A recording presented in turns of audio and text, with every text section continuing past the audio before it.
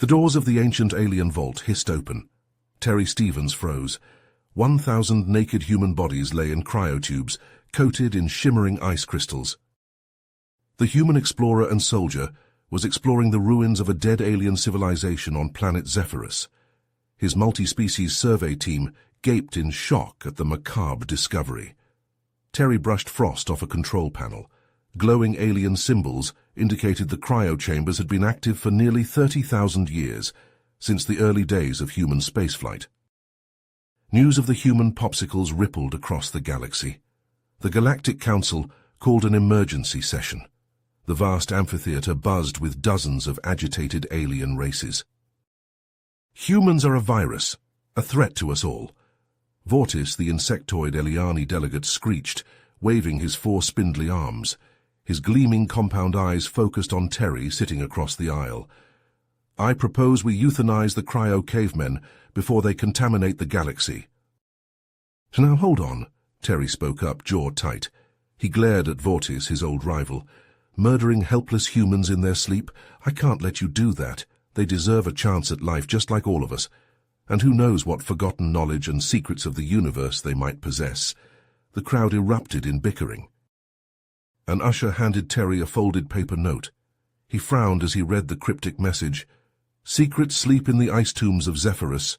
Wake the giants gently. The Watchers are not what they seem. Terry crumpled the note. He needed to save these mystery humans before Vortis shoved them out an airlock. But something else was going on here, and humanity's place in the stars hung in the balance. Terry strode out of the Galactic Council chamber, his face stern. That cryptic note had set his mind racing. He needed answers about the frozen humans on Zephyrus, and he needed them fast, before that bug-eyed bastard Vortis could make a move. Terry headed straight to his quarters and fired up his quantum computer. His fingers flew across the hollow keyboard as he tunneled past the Galactic Council's firewalls. Classified files flashed across the screen, detailing the Zephyran civilization's advanced tech. 0-point energy, folded space drives, some real bleeding-edge stuff. What the hell had happened to them? A file caught Terry's eye. Eliani first contact logs. He decrypted them and his eyes widened. The Eliani had arrived on Zephyrus just before the civilization vanished. The logs hinted at some kind of deal between the Eliani and the Zephyrans gone bad. And the cryo chambers had Eliani quantum signatures all over them. Those lying insects, Terry growled. Just then his door hissed open. 3 Eliani in black stealth suits burst in, electroblades humming. Vortis's goons, Terry spat, whipping out his plasma pistol. The Eliani attacked, blades slicing. Terry dove behind his desk, squeezing off shots. Sizzling plasma bolts dropped one Eliani, then another. The last Eliani spy slashed Terry's gun in half. Terry smashed a button on his quantum computer, broadcasting all the dirty Eliani secrets to his Black Ops contacts.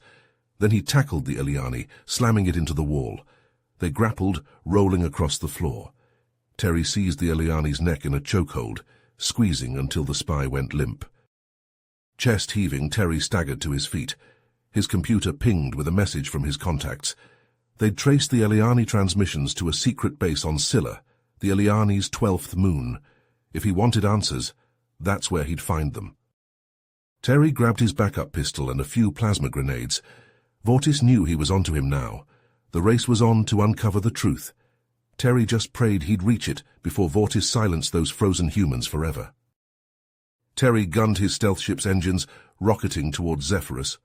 Zaxor, the rogue Eliani scientist who had defected to help Terry, tapped furiously at the control panel. The cryo chamber security systems are formidable, Zaxor clicked, his mandibles twitching. But I believe I can bypass them without triggering the alarms. Terry nodded, jaw tight. Do it. We need to get inside and access that central computer before Vortis realizes what we're up to. The ship sliced through Zephyrus's atmosphere, skimming over the ruins of the ancient alien city. Terry set them down next to the cryo chamber's entrance, hidden from view. He and Zaxor crept inside, past the frozen bodies. Zaxor interfaced with the central computer, his compound eyes reflecting lines of alien code. By the stars, he gasped. These humans are not just from Earth. They originate from lost colonies scattered to the galactic winds. This chamber is a time capsule of human history. Suddenly a warning klaxon blared. The cryopods hissed open, spilling clouds of vapor. Terry whirled, hand on his blaster, as the humans began to stir and sit up. "Who are you? What's going on?" a tall man with piercing eyes demanded as he climbed from his pod. The others looked to him for leadership. Terry raised his hands. "Easy there, I'm a friend. My name is Terry Stevens. You've been in stasis for a very long time." The man frowned. "I'm Marcus Gray. We were on a sleeper ship headed for the Epsilon Eridani system. How long were we out?" 30,000 years, give or take," Terry replied. Marcus reeled. The other humans murmured in shock. Terry quickly filled them in on the situation. The Eliani's treachery, Vortis's plan to kill them, and the need to act fast. Marcus's eyes hardened. "If what you say is true, we can't let these Eliani bastards get away with it. What's your plan?" Terry gestured to the cryo chamber's advanced tech. "This place is a treasure trove of knowledge and power. We can use it to expose the truth and gather support from other races. But we have to be smart. Charging in guns blazing will only make things worse." A severe-looking woman with a scarred face crossed her arms. "To hell with that. I say we take the fight to these bugs. No more hiding and diplomacy. I'm Nara Stone, by the way. Ex-military." Marcus glanced at her. "Let's hear Terry out. He's kept us alive so far." As the group debated their next move, Terry's communicator beeped. He answered with a frown, then cursed. "Vortis just labeled me a traitor and enemy of the state. He's sending a strike force to wipe us out. They'll be here in hours." Terry met Marcus's gaze. "I hope you're a quick study, because we're about to get a crash course in advanced alien weaponry. It's time to make our stand, here and now." Marcus nodded grimly. "We didn't survive 30 millennia in the freezer just to die now. Let's show this Vortis what humans are made of." Terry, Marcus, and the other humans, both allied and divided, readied themselves for the fight of their lives as Vortis's ships appeared on the horizon. Vortis's fleet materialized in Zephyrus's sky like a swarm of metallic locusts. Eliani fighters screamed toward the surface, laser cannons primed. In the cryo chamber, Terry's fingers flew across the ancient control panels. Streams of data poured across the screens. "Got it," he shouted over the blaring alarms. "Broadcasting now." The evidence of the Eliani's treachery spilled across every comm channel in the sector. Recordings of Vortis and his scientists callously experimenting on the Zephyran technology, plotting to exploit it for conquest. Logs detailing the Eliani's role in the downfall of the once great civilization. Aboard the ships of the other races, crews watched the damning transmissions in stunned silence.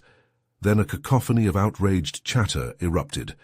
The Cuthak battlecruiser peeled away from the Eliani formation, followed by a dozen more vessels. "Eliani liars, betrayers. This alliance is finished." On the ground, Nara Stone grinned savagely as she watched the aliens turn on each other. She hefted a cryo-chamber-enhanced plasma cannon, its barrel glowing ominously. "Light 'em up!" she barked. A dozen humans in powered armor opened fire, exotic energy bolts stitching the Eliani ranks. Fighters exploded into balls of flame, troops scattered. Amid the chaos, an Eliani shuttle sliced through the battle. It disgorged a cadre of elite warriors, Vortis striding at their head. He marched for the cryo-chamber entrance, eyes blazing with fury. Terry charged to intercept him, blaster in hand. "Vortis?" "Terran scum," Vortis snarled. "You've ruined everything." They slammed together like colliding meteors. Vortis's bladed arms slashed and stabbed. Terry dodged and parried, pummeling the insectoid alien with gene-boosted human strength.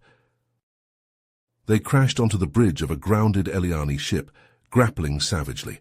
Consoles shattered, sparks flew. "Why Vortis?" Terry demanded, slamming the alien against a bulkhead. "Why this mad quest for power?" "You fool!" Vortis spat ichor from his mandibles.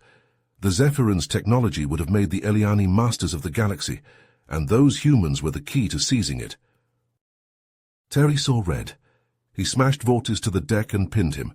"You're done, you son of a bitch." He activated the ship's comm system and broadcast Vortis's rant to every receiver on the planet. Vortis went rigid with rage.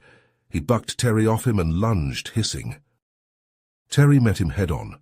They traded crushing blows, Vortis's exoskeleton cracking, Terry's face bloody. With a roar, Terry grabbed Vortis and hurled him into the main control panel. The alien hit with a sickening crunch and slid to the floor, twitching. Terry staggered to the forward viewport. Outside, the battle had turned. Eliani ships fell in droves, hammered by the weapons of their former allies. Nara and the human forces advanced, implacable. "It's over," Terry panted into his comm. "Vortis is done. We've won." A deep, resonant laugh filled the channel. "No, human, it is only beginning." An ominous hum filled the cryo chamber. Arcs of energy crackled from the ancient machines. In dawning horror, Terry sprinted for the chamber door. The hum built to a deafening crescendo.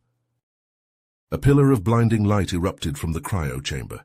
It resolved into a towering hologram, a featureless humanoid head.